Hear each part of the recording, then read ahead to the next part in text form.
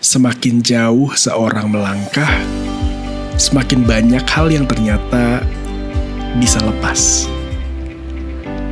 Di sesi ini, kita akan mendengarkan surat dari mereka yang sudah cukup lama meninggalkan umur 20-an. Selamat datang di sesi terakhir hari ini. A Letter to Me in My 20s.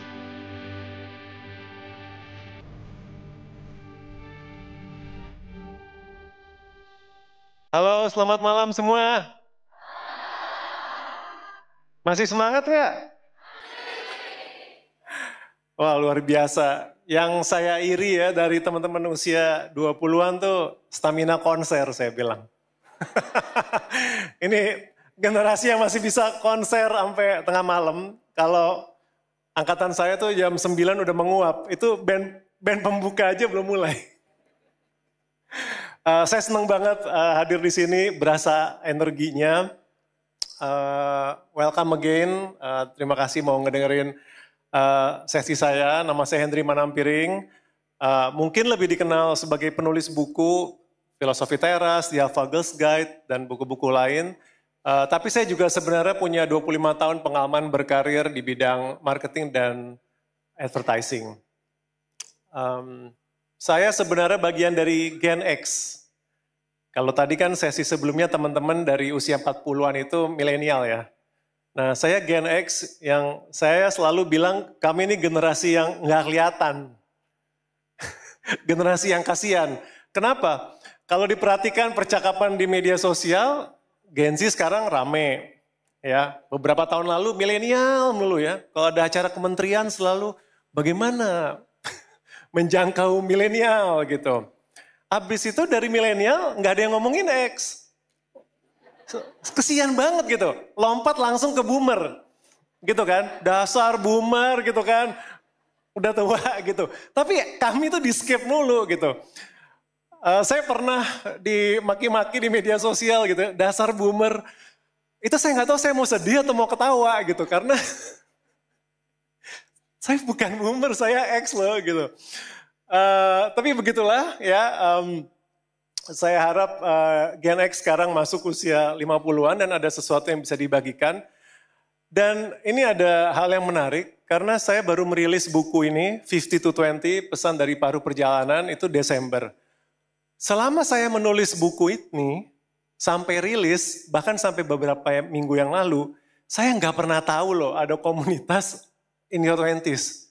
Nggak tahu saya. Gitu.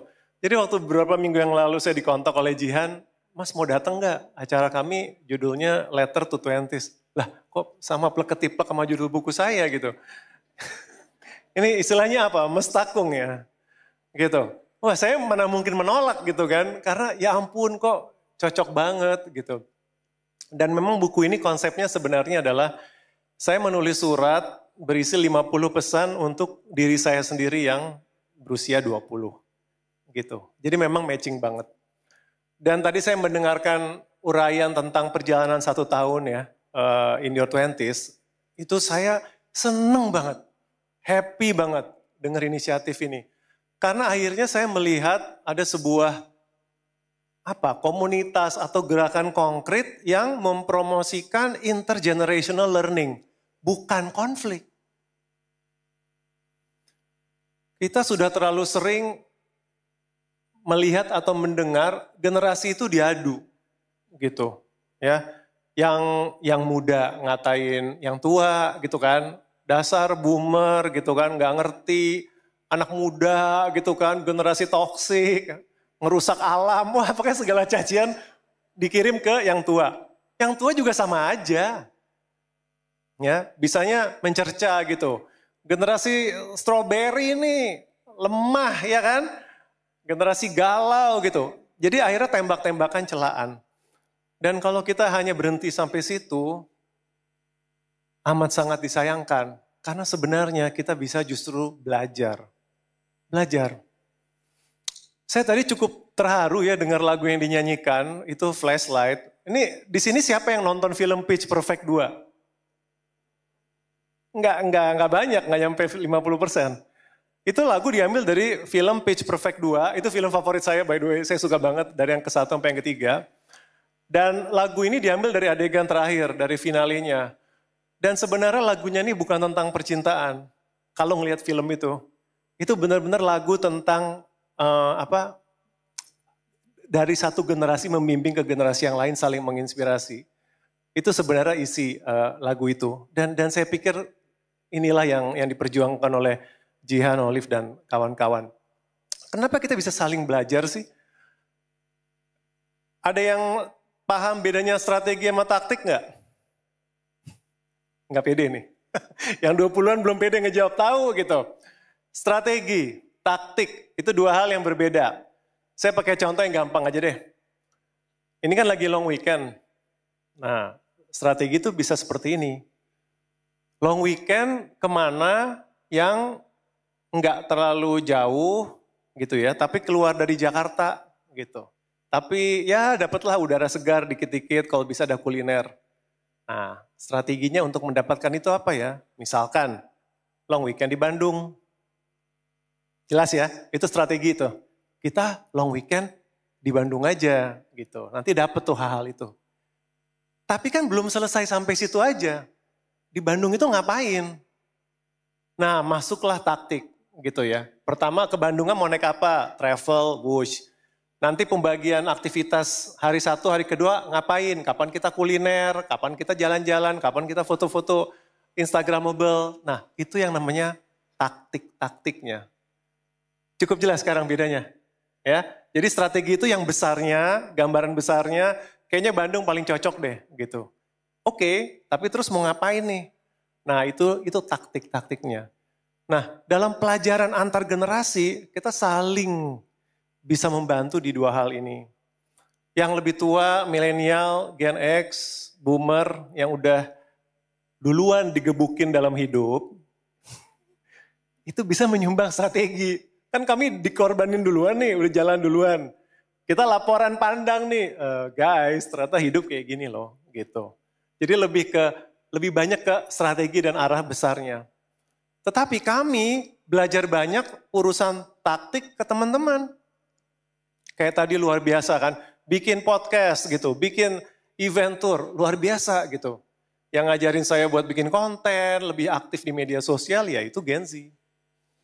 Jadi biar teman-teman melihat ya betapa bagusnya inisiatif ini agar kita saling belajar dan ada banyak hal yang kita bisa pertukarkan. Jadi bukan satu arah, ya itu bukan satu arah. Dan kalau saya nanti ada di sini, nanti Mbak Reda dan juga tadi mungkin kawan-kawan yang 40-an, saya rasa spiritnya sama. Ya, pada akhirnya ini adalah pilihan dan keputusan hidup teman-teman sendiri, bukan kami yang menentukan, bukan kami yang mengatakan, hai kamu yang 20-an harus berbuat ini. Enggak bisa seperti itu. Ya. Tapi harapan kami adalah keputusan teman-teman nanti, itu lebih inform, lebih dapat sudut pandang, ya lebih banyak dapat pengalaman orang lain sehingga pilihan-pilihannya lebih baik. Tapi kami tidak akan bisa mendikte apa keputusan teman-teman. Oke, mari mulai dengan yang ingin pertama kali saya share. Siapa di sini yang suka main kartu? Ada nggak? Suka main kartu. Wah ini penjudi profesional. Enggak. Ketangkep semua. Enggak bercanda, terima kasih. Siapa yang pernah main kartu? Enggak usah suka. Oke, pernah. Ya mayoritas, bagus. Jadi enggak susah jelasin analoginya. Teman-teman sesudah saya hidup 50 tahun, sampai saat ini ya, saya merasa analogi hidup terbaik itu adalah hidup seperti permainan kartu. Bukan aspek judinya. Ya, kan main kartu tuh gak harus judi, gimana sih? Baru judi kalau pakai taruhan duit, kalau enggak mah itu ini aja, sport aja biasa. Permainan games. Kenapa saya bilang hidup seperti permainan kartu? Pada saat awal permainan, kartu dibagikan kita bisa milih nggak? Enggak ada permainan kartu yang kamu milih sendiri tuh nggak ada. Semua pasti dibagikan gitu ya, dikocok, dibagikan. Dan teman-teman harus mulai dari apa yang didapat. Dan itu analogi pertama dari hidup dalam banyak hal, teman-teman tidak bisa memilih. Jenis kelamin, mungkin orang tuanya, suku apa teman-teman dilahirkan, kota di mana teman-teman mengawali hidup. Seperti dapat kartu. Udah, nih kartumu. Ya, warna kulit gitu ya. Dan nggak tahu warna kulit udah bisa diputihin ya sekarang. Rambut saya tahu bisa dicatok dan lain-lain, tapi warna kulit mungkin udah bisa diubah. Tapi hidup tuh seperti itu, ya. Banyak hal yang terima aja. Nah, itu membawa saya ke poin berikutnya. Bahwa kartu-kartu teman-teman itu saya yakini semua orang di sini itu sebenarnya privilege kok.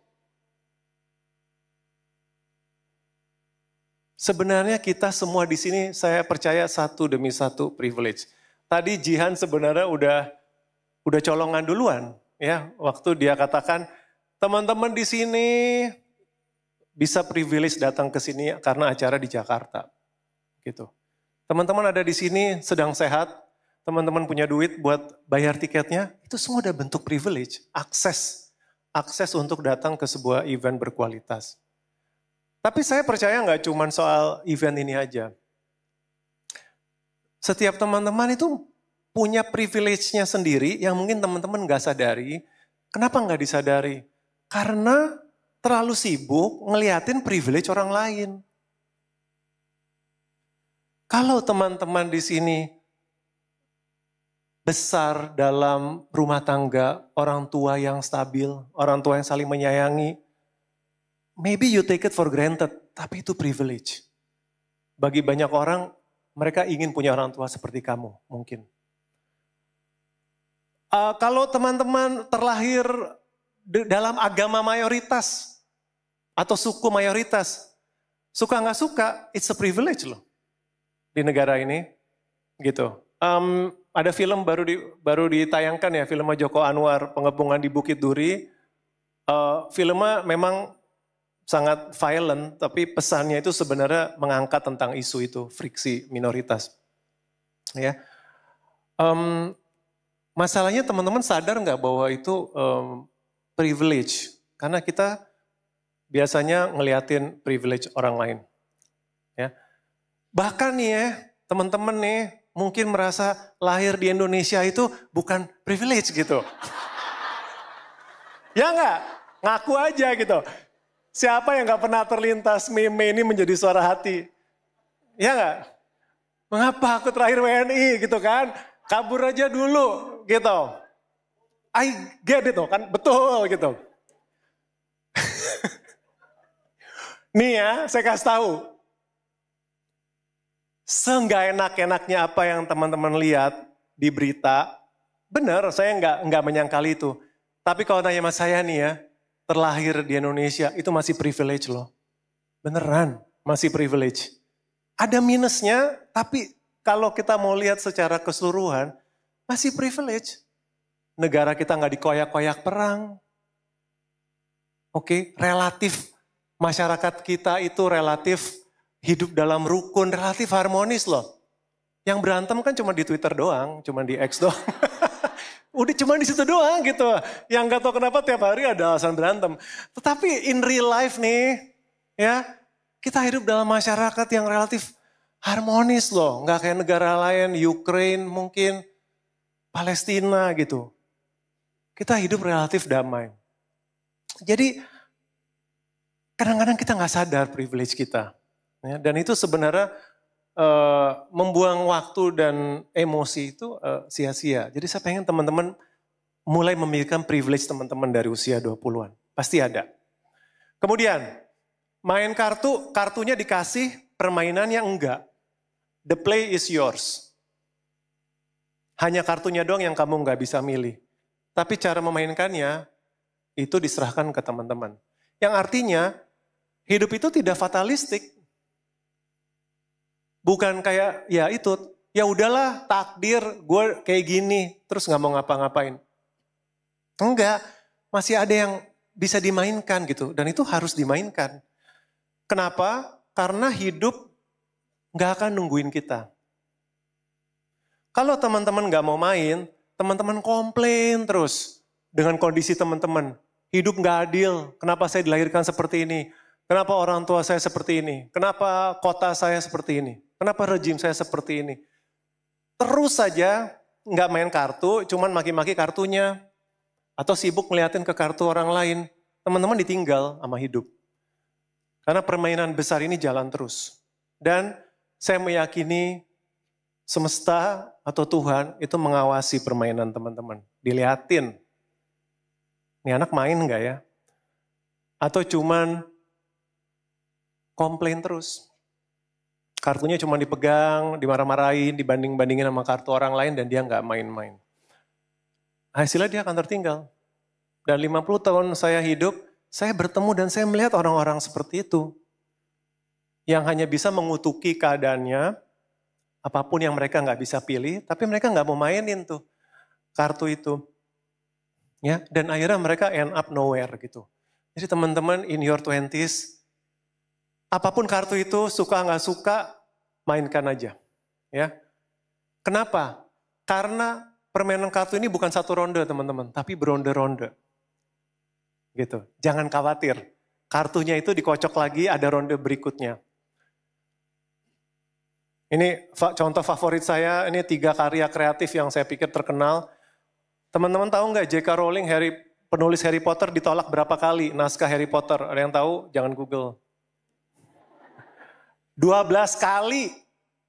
12 kali Harry Potter ditolak teman-teman. Dibilang nggak oke. Gila nggak tuh? Dan kata siapa 13 angka sial? Karena penerbit ke-13 yang nerbitin. Dune, ya filmnya keren banget. Kalau yang udah nonton, ini berdasarkan buku sebenarnya. Ditolak 20 kali. Dune. Sampai akhirnya terbit. Star Wars ditolak oleh 2 studio besar. Baru studio 3 yang menerima. Poinnya apa? Mereka memainkan terus kartunya. Gitu, ngotot, nggak mau nyerah. Dan akhirnya permainan berganti ronde. Gitu. Jadi teman-teman in your 20s, the game is long, rondenya masih banyak, mainkan. Ya, jangan nyerah, jangan cuma ngomel. Topik berikut, saya senang dengan Gen Z ngomongin mental health. Bagus, ya. Angkatan saya, Gen X, boro-boro ngomongin mental health. Kalau kami dipukul sama guru di sekolah, dan itu lumrah dipukul guru, itu jangan harap mengadu ke orang tua gitu. Kalau kami ngadu ke orang tua, kami dipukul lagi sama orang tua.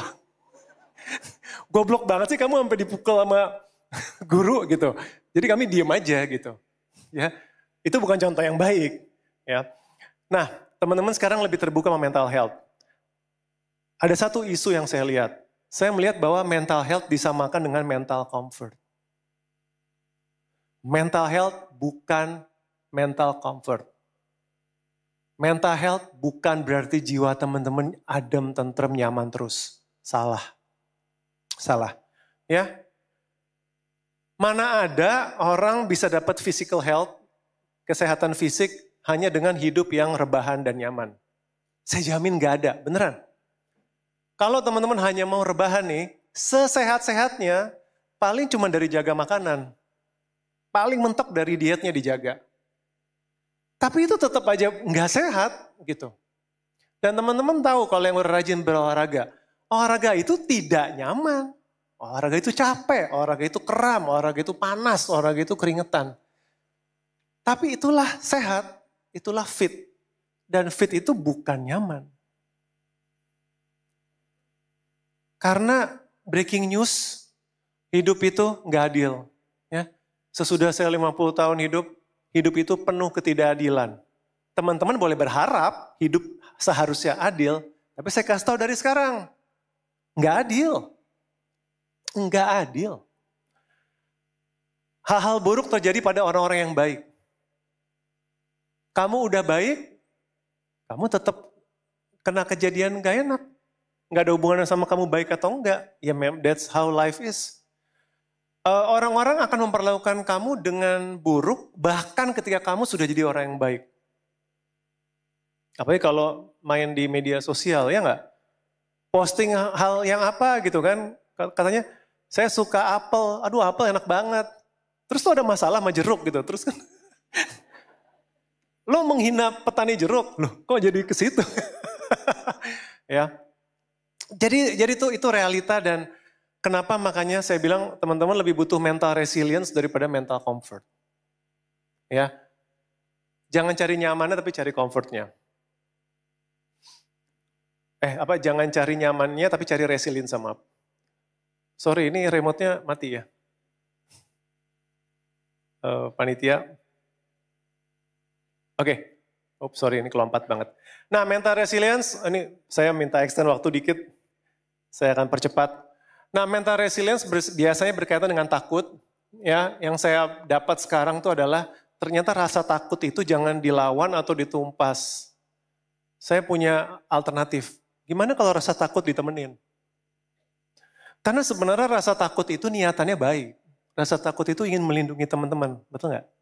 Rasa takut itu melindungi teman-teman dari malu, berusaha menghindari dari kegagalan, menghindari dari sakit hati. Rasa malu itu niatannya baik. Hanya saja kalau diturutin terus-terusan, kita nggak maju-maju. Jadi coba relationship kita dengan takut itu kita ubah gitu ya. Kita bilang, makasih ya udah memperingatkan saya, tapi saya harus melakukan ini. Apakah teman-teman sering melakukan sesuatu terus bestinya bilang, jangan, sering kan? Aku udah cinta pada dia, bestinya dia bilang, jangan, dia red flag gitu kan. Nggak dipedulin kan? Tetap dipacarin baru nyesel kan, baru temennya belakangan kan, gitu. Nah, seperti itu juga rasa takut gitu. Dia bisa ngomong seperti apa, tapi teman-teman bisa, you know what, kali ini gue gak dengerin lu ya, rasa takut please banget. Karena gue tahu ini yang benar gue harus lakuin buat maju. Saya suka quote ini, if you can't beat the fear, do it scared. Itu saya suka banget, ingat-ingat. Jangan nunggu takutnya hilang, lakuin aja dengan gemeter dan ketakutan. It's okay, gitu. The fear will still be there and it's okay. Ya. Dan saya bisa bilang ya, yang lebih serem dari takut itu sebenarnya kata motivation. Saya nggak suka sama kata motivation sekarang. Kenapa? Karena motivasi itu jadi narkoba, jadi obat. Kalau nggak ada dia, teman-teman nggak mau mengerjakan sesuatu. Padahal itu pola pikir yang harus diubah. Teman-teman harusnya melakukan sesuatu itu bukan karena termotivasi, tapi karena tahu itu yang benar. Gitu. Kalau harus tahu olahraga, nggak ada motivasi, lakuin aja, nggak usah nunggu motivasi. Lakuin males, lakuin ngomel, tapi jangan banyak-banyak. Lakuin takut, nggak apa-apa, tapi just do it. Oke? Jangan tunggu motivasi itu. Dan ini barusan saya dapat nih, ada sebuah temuan sains yang menarik. Ini adalah sebuah bagian otak yang warna biru, yang namanya anterior cingulate cortex. Yang ditemukan oleh neuroscience itu adalah setiap kali teman-teman memaksa melakukan sesuatu yang teman-teman gak suka, misalkan, aduh jogging gue males banget, tapi udah males banget, ya udah deh gue tetap lari aja. Setiap teman-teman melakukan itu, bagian yang biru itu makin lama makin besar. Oke? Tapi syaratnya teman-teman harus nggak mau gitu, nggak suka gitu, jadi willpower gitu. Kalau teman-teman melakukan sesuatu yang teman-teman enjoy, bagian biru ini nggak akan tumbuh. Harus ada memaksakan diri sendiri. Nah bagian ini, tahu nggak sangat besar di antara siapa? Sangat kuat di antara atlet profesional. Satu, ya, karena mereka terbiasa disiplin, jadinya udah biasa tuh ngalahin kemalasan diri. Sama orang-orang yang umurnya panjang sekali, 100 tahun lebih. Sampai sekarang ini sains curiga bahwa itu adalah tempat semangat hidup ada di situ. Jadi teman-teman next time ingat-ingat gitu ya, kalau males banget just do it karena itu sehat buat otak. Berikut ini saya bilang overthinking is underdoing. Artinya apa? Artinya sebenarnya teman-teman overthinking karena kurang gerak, kurang banyak aktivitas aja gitu. Jadi obat overthinking, do something. Ini baru lewat di media sosial saya suka ini. Yang kanan aja teman-teman lihat. Apa yang dipikir orang-orang sebagai konsisten adalah yang atas, padahal konsisten itu yang di bawah. It's okay. Kadang-kadang naik, turun, teman-teman nggak 100% all the time. It's okay. Yang penting show up and do it. And that's enough gitu. Itu cukup.